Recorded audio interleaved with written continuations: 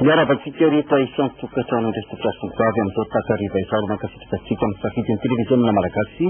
anaraka ny vaovao an-tsary hatramin'ny farany bantoerana amin'izao fanomboany vaovao zao ny afodin'ireo mpiasa malagasy tany liban izay tonga alina teto an-tanindrazana noho ny fanampiana sy ny fandraisana tanana nataon'ny fitondram-panjakana tamin'izay fampodiana azy ireo izay nandefa fiaramanidina tany an-toerana mihitsy tafody an-tanindrazana tokoa izy enina valopolo mravavy tamin'ny tanora malagasy miara-ny fampijaliana raha miasa tany liban fito ambin'ny folo maty tany liban teo mialanina ny taona sivy sy roa arivo hatramin'ny taona folo sy roa arivo iny zany vokatra herisetra naseho tanka natonga ny fitondram-panjakana hampody azy ireo an-tanindrazana eritrava nefa manana fiaingan-demanana raisin'ny fitondram-panjakana ho abidy ny fampodiana ny tanindrazana ireo mpiasa malagasy tany liban ministra Kamivital miaraka tamin'ny ministry ny ponina ny asa-panjakana ny raharaham-bahiny ny fahasalamana ny fiompiana no miaraka ny rodorodo ny tena ireto zanaka malagasy reto izay miara-ny antso izay tany an-tany lavitra tany mba ho fankairezana azy manoloana ny zavatra niseho enina amby valopolo mirahavavy izy ireo no tafody an-tanindrazana tamin'izao ampahany voalohany izao ny prime ministre Kamivital teo anatrehany zavananjofo ireto zanaka malagasy tany lavitra tany reto dia nandray andraikitra avy hatrany fitondram-panjakana nanao ny fifampirarahana tamin'ny fitondram-panjakana libanais nandefa iraka ihany koa nanady azy ary nandesy lahatra tamin'ny fampodiana tanindrazana azy ireo ary nandefa fiaramanidina manokana nampodiana ireto tanora ireto fadina tokoa atsika ho an'ny vahoaka malagasy satria raha fantatra ny fasairanana sy ny olana zay niainan'izy ireo tany dia nikaroka hatrany fitondranany tetezamita hitady lalana mba hafana mampody an'ireo olona ireo tapahana tao amin'ny conseil des ministres moa tao alohaloha teo fa hoe nanapa-kevitra ny fitondrana hoe andefa roplanina haka an'ireo fianakaviany malagasy izay any liban direny hoe tamin'ny taona 2009 ka parafatonga ny 2010 fito ambin'ny folo anie ny olona maty azy any teny angamba samy nahita tsika teo ny detany regny olona regny tamin'izy voaka tao amin'ny roplanina hita mihitsy fa olona misubira zavatra tena tokony hoe izy fa misy indemnité d'accueil d'installation zany nomena avy amin'ny fanjakana avy fitondrana zay sorana ny floaviny tetezamita zay miaraka amin'ny fitondrana rehetra zany fitondrana tetezamita manolotra an'io indemnité d'installation mba hafana mikarakara azy ampahany any amin'ireo tanora miasa tany liban ireto tafody ireto misy amin'izy ireo moa no mbola misalasala ary misy ihany koa ny mbola tapa-kevitra fa ioromponenana any fa nisy avy etan'ny fizahampahasalamana anreto vehivavy malagasy afany liban reto teny ampahitongavana mitapitra an'izay eritao nefa manana sy fiaingan-demanana nasehon'ireo teknisianina teo anivon'ny ministeran'ny ponina fa mia ireto tanora tsapahavoazana ireto ny fitondram-panjakana teo amin'ny fikarakarana azy ireo teo ampahitongavana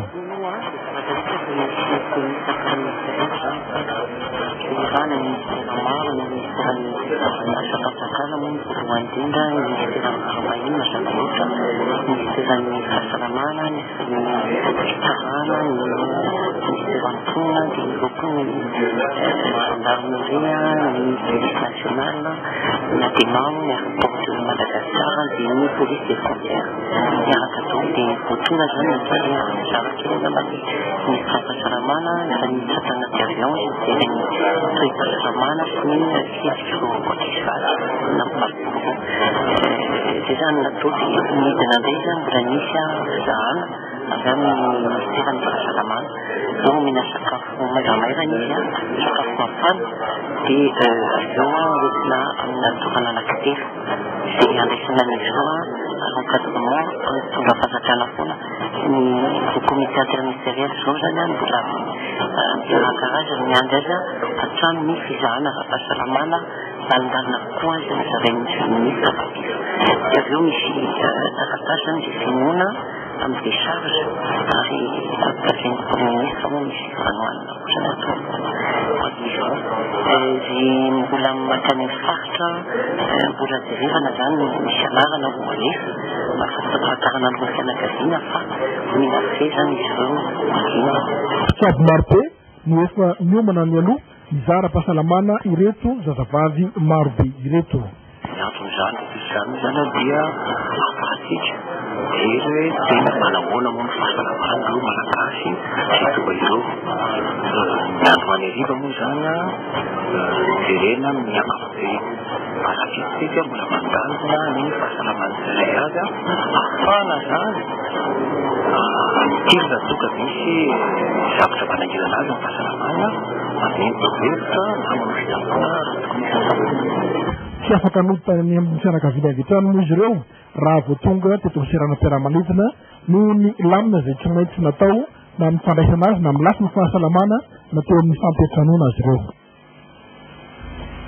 fa ny fazady mitona antsona hoe nikino fa isan'ny nody any koa nalefanireny avy any Liban satria mbola nijanona any zay reniny izay kasika ny fanadihadiana ara-pahasalamana ihany no arahantsika miaraka amin'ny polyrototiste sans pension kasika ireto nody avy any Liban ireto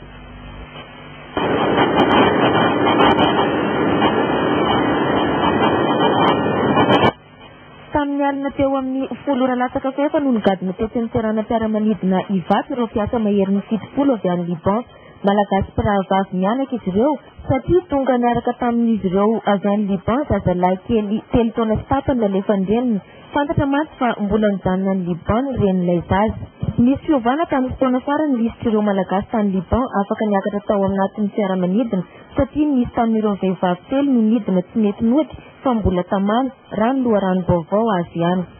nandray tanana avy hatrany moa ny ekipan'ny ministeran'ny fahasalamana nijery akaiky ny fe-pahasalamana ireto mpiasa malagasy avy any Liban ireto raha vantany voanigadina ny fiaramanidina fantatra tamin'izany fa salama tsara avokoa izy rehetra teto zana hoe salama amin'ny ankapobeny ateto aloha zany nafijerena amin'ny ankapobeny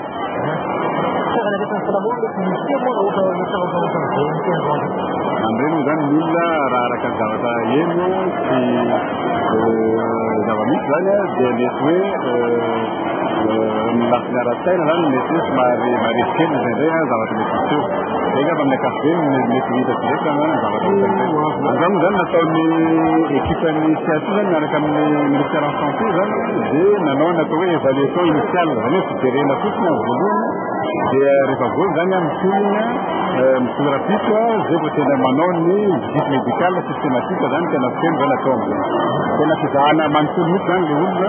na milasiny ara-batana zany na milasiny ara-tsaina koa mijerena am'zay toy izany ihany koa ny teo anivon'ny ministeram-ponina misy fikarakarana manokana ireo mpiasa avy any Liban hozaraina amin'ny toerana telo eto andrenivohitra mantsy izy ireo eny Mahamasina Ambohida ary ao amin'ny rovan'ny tovovavy Antanimena antony ny fanohizana ny fizahana ara-pahasalamana azy ireo mandritra ny 20 andro raisin'ny fanjakana Antanana ihany koa ny fampodiana azy ireo enany izay misy azy enany toerana misy azy avy Lina zao tsika hoe inona nambarany sasany tamin'izy ireo tena fahatongavana aleto mateo rahantsika rehetra faly raha misaotran'ny fitondram-panjakana malagasy safaverina somampanofatan'izany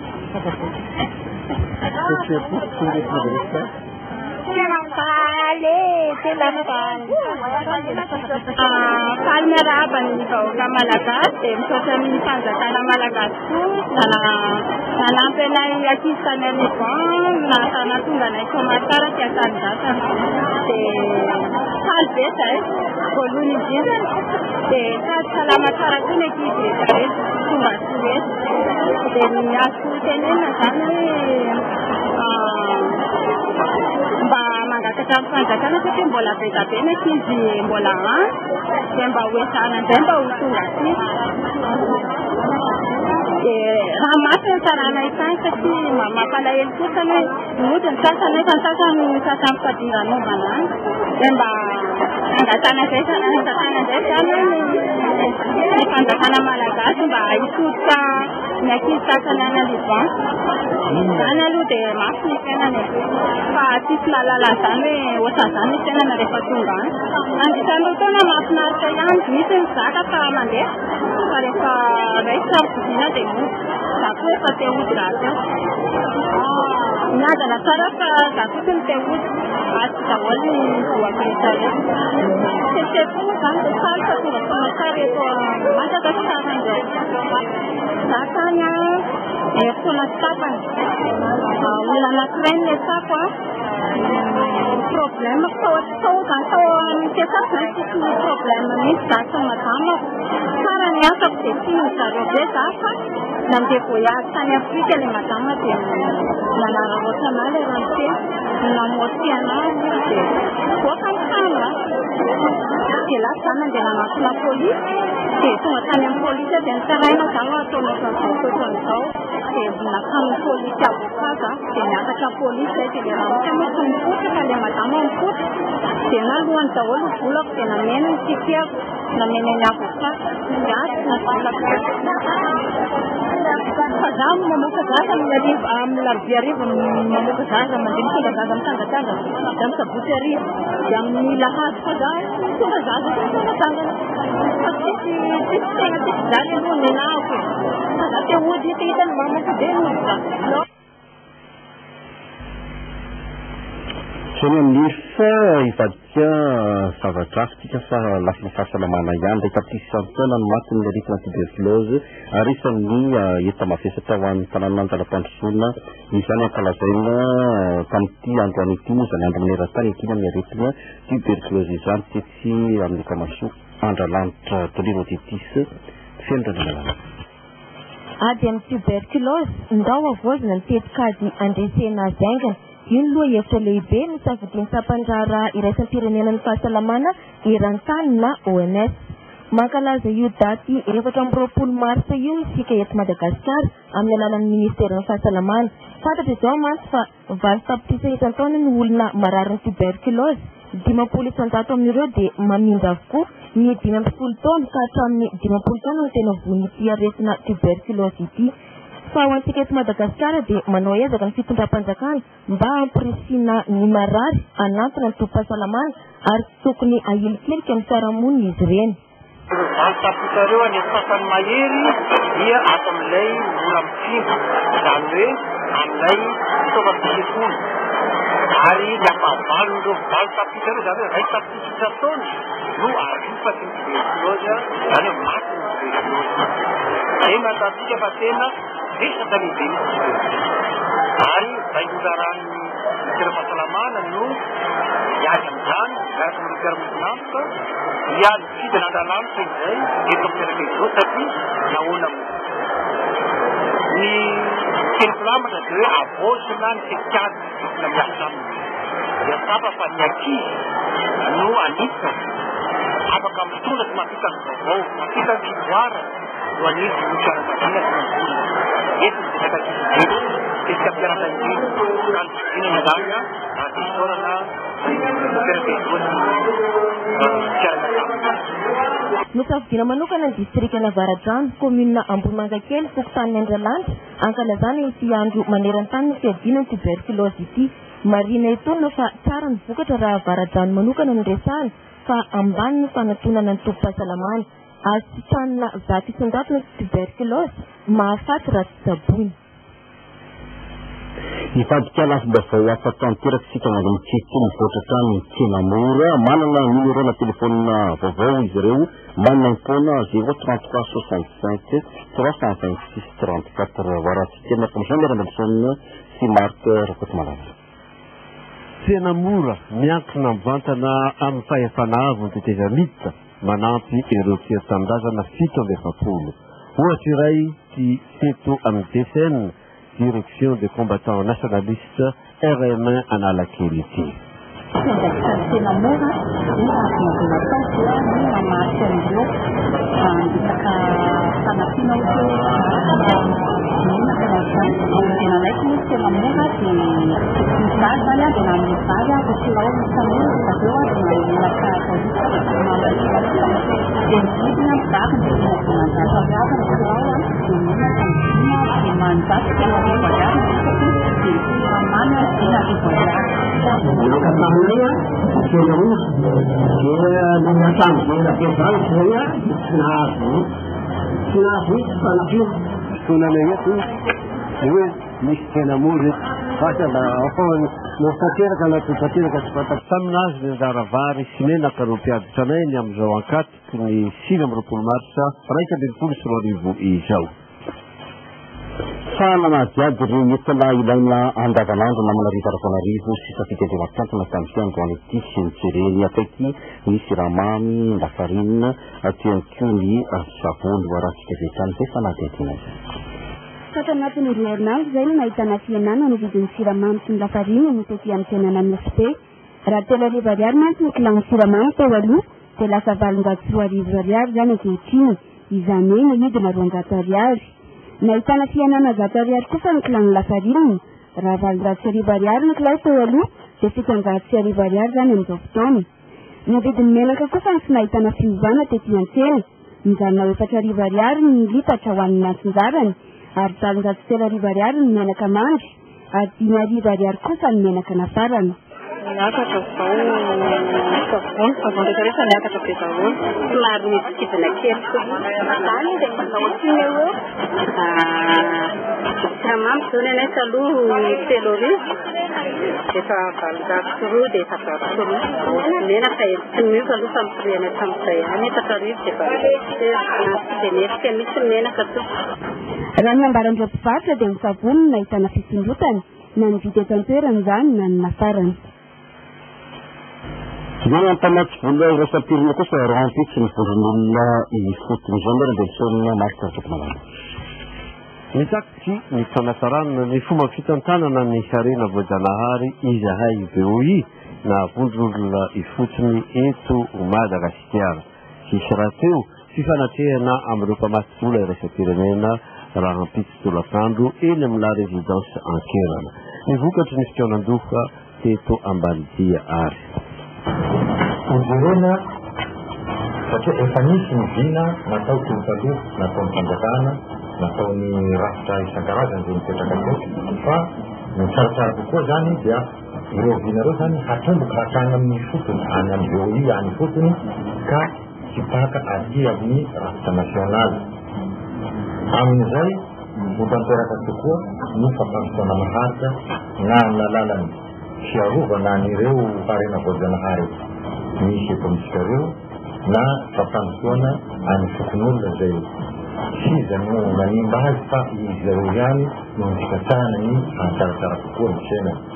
Nefa raha jerenay amin'ny ankapobeny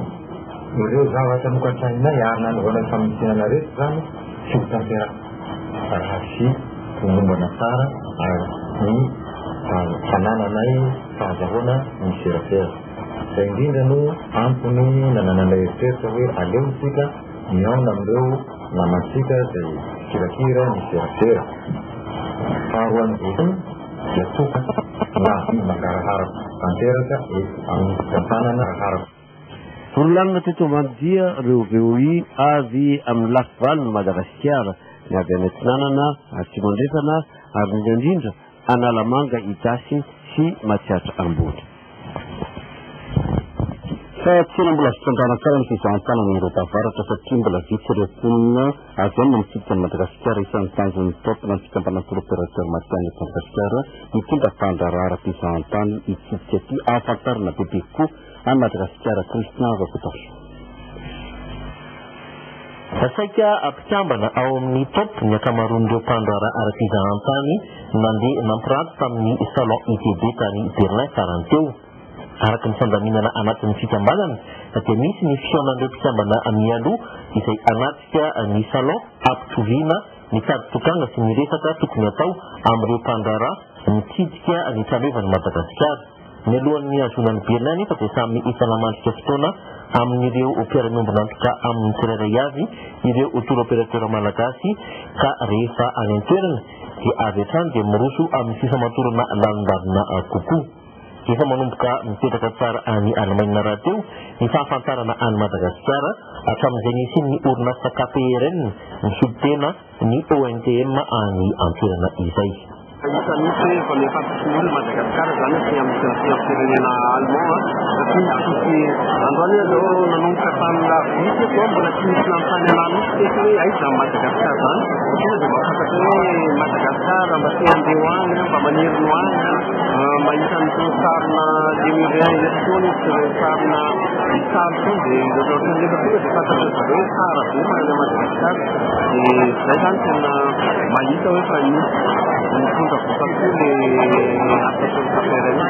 izay no antony iray nahatonga ny ETOP hitrandraka lalindalina kokoa ny tena any Eropa avaratra. Suisse, le Allemagne, les pays scandinaviens, karakara zany zay apoaka isoandreo miantony zareo zay dia mety na Madagasikara izy mba ampisehoanan'le produit zao aneny zava-misy satria rehefa mivarotra azo amin'ny client-nareo nareo zay dia rehefa lahatra fa misy potentiel ngeza be avy amin'ireo marché ireo ireo marché avy nyteneniko ireo zay mirepresente eo amin'ireo folo isan-jato ny touriste makany Madagasikara dia tsy azo siniavina mihitsy ireo zany alainay ireo mba amezana confiance le professionnel indray Madagasikara nefa azo atao tsara mameno varotra Madagasikara ireo nareo fa te Madagasikara nareo tsy misy danger naroza ny fatao hoan'ny touriste aty fa afaka mandefana indreo fahasany tsara mihitsy. Raha ny topo manantanteraka akanjo amin'ny ONTM sy ireo mpiara-miombonantoka aminy ihany nefa ny asa toy izany. Fa nahitambokana ny zakafanarina sy izantany natao ministera fitandraikitra ny ONTM repandara tao anatin'izao fotoana izao efatsy dia fanalasitra ny isan'ny mpisantany mitsika ny Madagasikara ny alohan'ny krizy nitaremarika amin'izao fotoana izao samy mbola manao ezaka moa na ny ireo ny fizantany na ny mpandara Christian Bakotafsiany. Eny nareo fisipahitry ny fizahantany no naray anjara tamin'ny salon mondial du tourisme tao Paris ka isan'izany ny fisipahitry ny fizahantany any Toliary. Rehefa miresaka fizahantany any amin'ny faritra atsimon'osy dia saika nara-pirenena fahafito ray manontolo iny no ao an-tsain'ireo vahiny. Ny fandraisany anjara amin'ny hetsika toy izao nefa dia ampafantaran'ireo tompon'andraikitry ny fizahantany any Toliara fa manana ny mahizy azy manokana iny faritra iny. Zay misy manko ny anaovana zavatra tsara fa zay misy zavatra ampakarin'olo hoe rehefa sizy dia tena hoe manomboka very tena radio-panela ity zany fampatarana tena fampatarana hoe Toliara ity dia région ray manana ny raha rehefa fizahantany misy atoko maro ka raha ny tenan'ny Toliara zany ao anakao ao ny faty fa azabiny fa Toliara vila koa zany dia misy toerana fizahantany azo jerena ka izay misy miteny atao hoe sady ny rehetra zany ny faritra rehetra misy anay na ao amin'ny région misy anay no ampafantarinay hoe reheto avy ny hôtely misy ao reheto avy ny toerana azo andeha hisanagaganana ao Toliara. Ho an'ny mpandara tsy miafina dia ny fiarah-miasa mivantana amin'ireo agence de voyage na tour opérateur any ivelany no ataony na koa faritra mivantana amin'ireo mpizahantany. Izy ireo ihany koa no isan'ny mari-pandefesana amin'ny mety ho fiarenandreo ny fizahantany malagasy. Il y a 2 ans, ça, en 2019, quand il s'est retourné, quand il s'est stabilisé, les situations politiques, quand c'est normalisé, des moments comme ça, tout le monde, des moments comme ça, les situations qui nous organisent, par contre, il y a la Madagascar,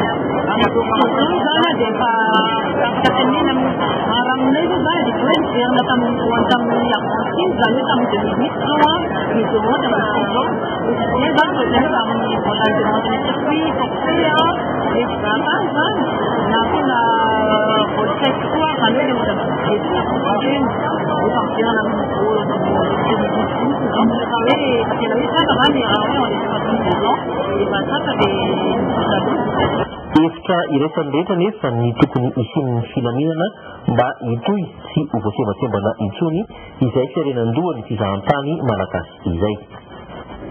Hitany vaovao politika isika lemisy dia antsoina association des ex-militaires réservistes mba ho tonga monja fizingy zay atao mitrampokoreo la Besarety na sabotsy na amroapolo mars 2024 amindrora tolakanto tongava maro fa zava-dehibe nina momba ny asa manosony zay moa folohan'ity fikambanana ity raha kotsondrina asosy vaovao politika nampafantara tsitsanga party hôtel Lambatroka ny vola-piarahamonina zay nataony antoko Rodbe Matsilo parahantsika rehetrany miaraka amin'ny takaseo zarandrenasosy safidy ade masiantona fikarahoana ifotony miainga tamina sokajin'olona samihafa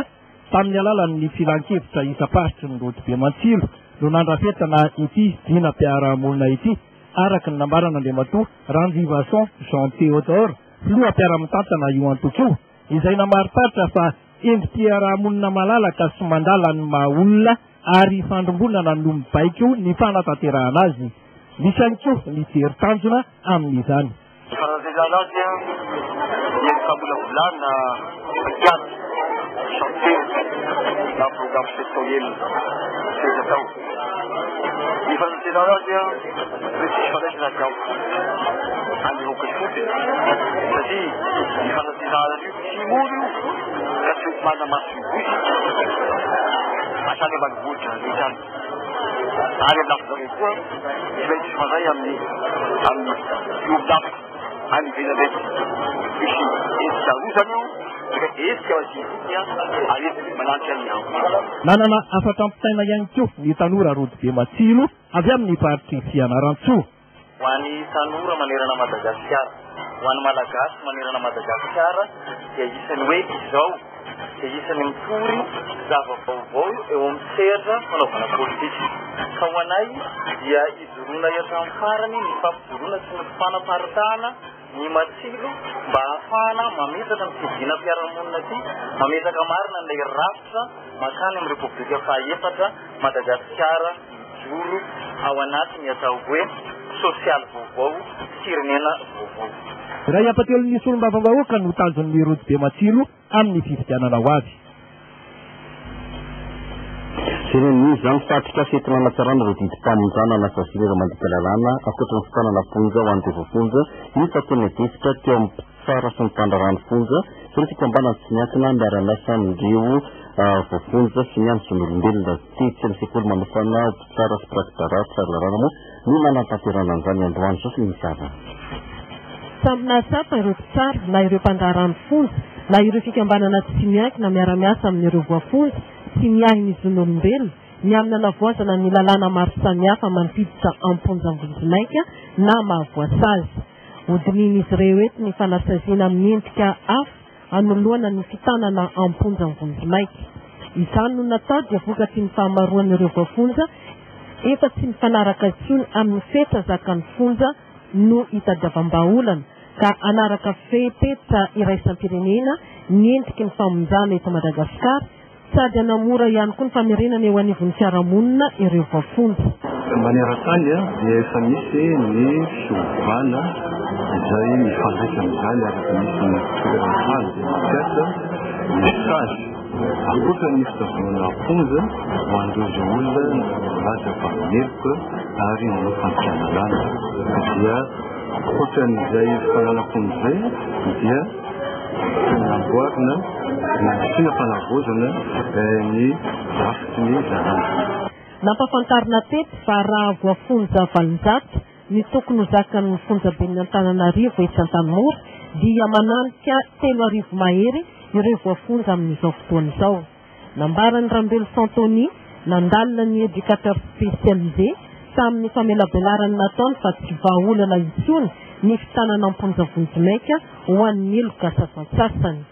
nalaina ohatra teto ny fanavoazana nisy teo amin'ny firenena Zimbabwe, Uganda, Kenya izay efa nirotsaka amin'ny fanoloana ny fanasaziana amponja ny amin'ny fanaovana asa ho an'ny tombontsom-bahoaka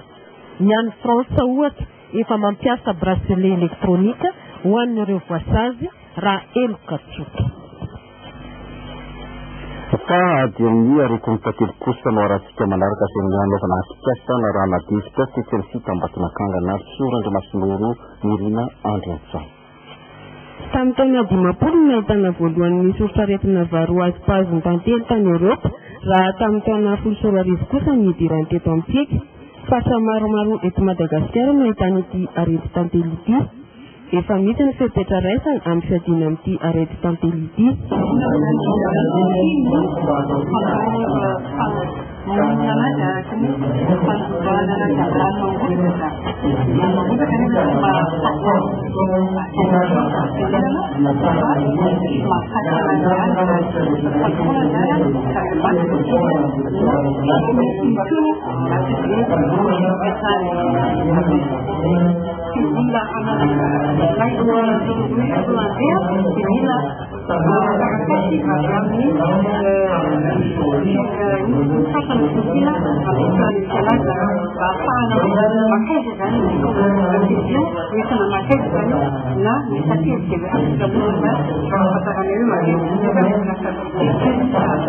Araka ny ambaran'ny filohalefitra ny fianamana na Federationna Nasionalin'ny Tomboky Tantely Malagasy maty tanteraka ny tantely izay ipetahan'ny kongony.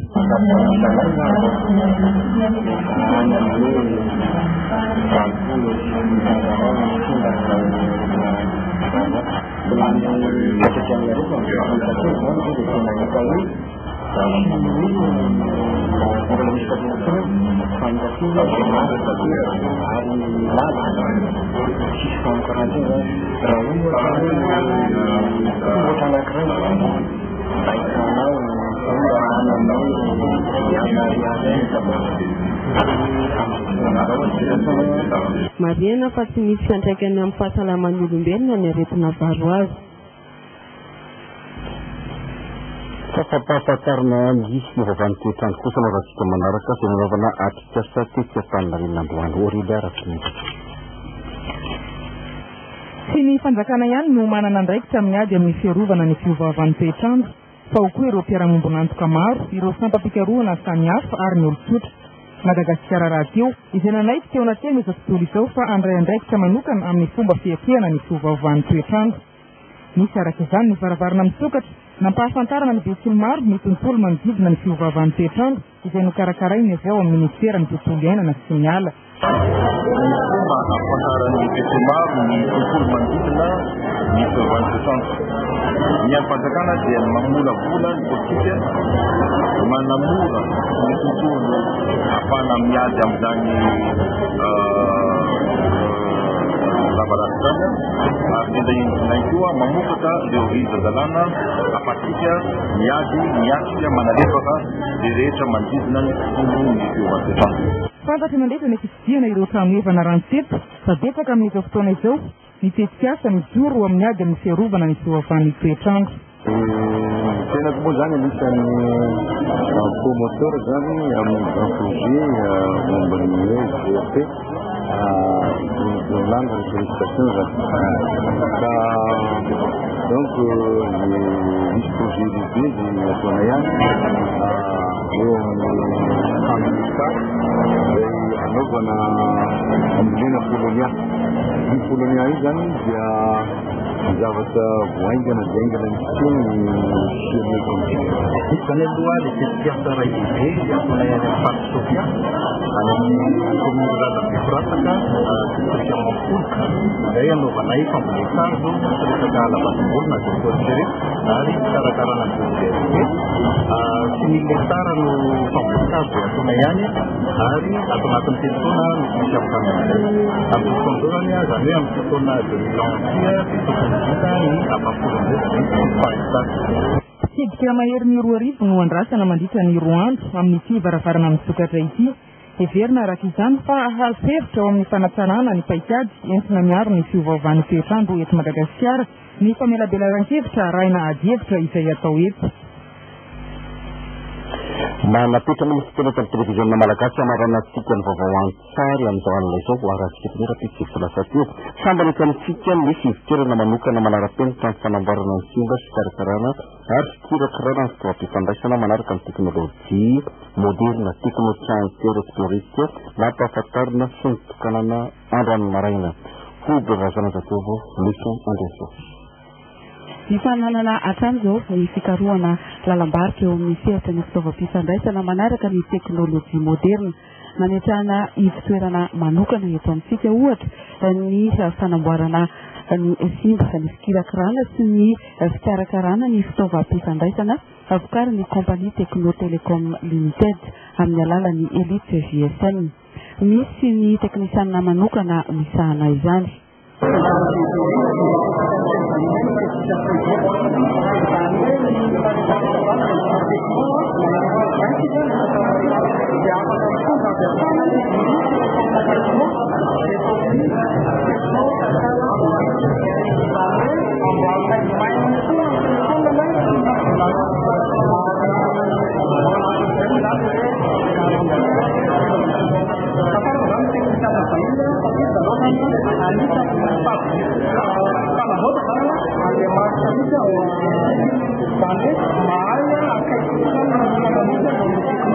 Ivitoerana fanjarana amin'ny fitaovam-pifandraisana voalohany napetraka eto Madagasikara ity eto Biorisa ity 20 hatreto ny mpanjara mitondra ny marika Tekno eto Antananarivo 20 ny olona misahana ny any amin'ny faritany enina ny andrakotra ny faritra rehetra eto Madagasikara no tanjona amin'ny volana manaraka. Milongo serana di fiantsona ity lasana soltona serana mpirenena misana fanatazana olo-pirenena momba ny fifidianana sy mpanara-maso fifidianana fa otiny fivoriana izay natao ka miseny alarobika 20 tsaraika ambin'ny folo sy roa arivo marina lasa teo dia enitra amin'ny alakamisy tsaraika amin'ny 30 mars tsaraika ambin'ny folo sy roa arivo avy izao ny fivoriana dia sika atao ny alarobika 30 mars tsaraika ambin'ny folo sy roa arivo vodiniana amin'ny fivoriana ny fanavoazana ny fifanitena mikasika ny fanatazana olo-pirenena momba ny fifidianana sy mpanara-maso ny fifidianana eto Madagasikara na charte de l'éducation civique de l'observation des élections ity ny legislative fanfideny siritsy alarobiyany manomboka amin'ny sivy sasany maraina manao sy izay moa ny tripanatanteraka rasoligatoro Jean Victor Lihina misaotra tsika rehetra tompoko manaraka ny vaovao antsary rampitsarivo ndraiky tsika minute tena matoko.